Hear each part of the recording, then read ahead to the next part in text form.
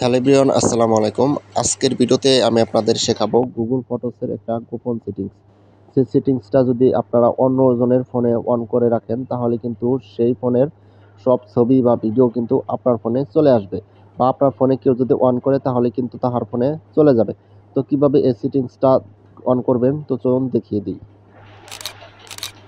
তো অলরাইট, তো তার জন্য আপনাদের চলে যেতে হবে আপনাদের ফোনের গুগল ফটোস অপশনে, অ্যাপসে। তারপরে অ্যাপসে চলে যাওয়ার পরে উপরে একটা প্রোফাইল আইকন দেখতে পারবেন। প্রোফাইল আইকনে একটা টাচ করবেন।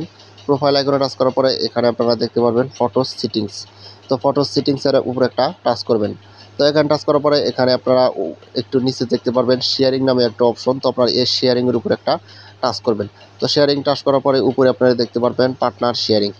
তো আপনারা এই পার্টনার শেয়ারিংয়ের উপরে একটা টাচ করবেন। তো পার্টনার শেয়ারিংয়ের উপর টাচ করার পরে এখানে দেখতে পারবেন সিলেক্ট।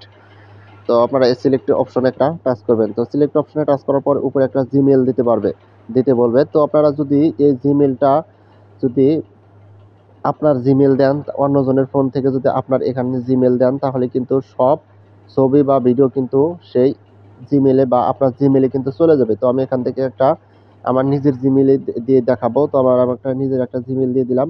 তারপরে এরকম জিমেইল দেওয়ার পরে আপনাদের এই যে এরকম আসবে। তারপর আপনারা এই যে কনফার্ম একটা টাচ করবেন।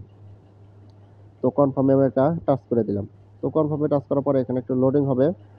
তো এখানে একটু লোডিং হবে, তারপরে এখানে দেখতে পাচ্ছেন পার্টনার শেয়ারিং ইনভাইটেশন। তো আমি যে জিমেইলটা দিয়েছি সেই জিমেইলে কিন্তু একটা ইনভাইটেশন নোটিফিকেশন গেছে। তো আমি এখান থেকে দিয়ে দেখাবো। তো আবার গুগল ফটোসে চলে যাব। তো গুগল ফটোসে চলে গেলাম। গুগল ফটোসে চলে যাওয়ার পরে উপরে একটা মাথা আইকন দেখতে পারবেন। তো আপনারা মাথার আইকনে একটা টাচ করবেন। তো মাথা আইকনে টাচ করার পরে আমি যে জিমেইলটাতে ওখান থেকে যে দিয়েছি সেখানে কিন্তু দেখতে পাচ্ছেন ইনভাইটেশন এসেছে। তারপর এখান থেকে আমি অ্যাকসেপ্ট করে দিব। তো অ্যাকসেপ্ট করে দিলাম। অ্যাকসেপ্ট করে দেওয়ার পরে কিন্তু এখান থেকে আমি আবার কনফার্ম করে দিব। নিচে দেখতে পাচ্ছেন কনফার্ম বাটন। তো আপনারা এই কনফার্ম বাটনের উপর একটা টাচ করবেন। তো এখানে টাচ করার পরে এখানে একটু লোডিং হতে পারে। তো তারপরে দেখতে পাচ্ছেন এখানে কিন্তু সেই জিমেইলের, অর্থাৎ যে জিমেইলের আন্ডারে যতগুলা পিক রয়েছে সেগুলা পিক কিন্তু এখানে এসে পড়েছে। তো এভাবে কিন্তু আপনারা অন্যজনের জিমেইলের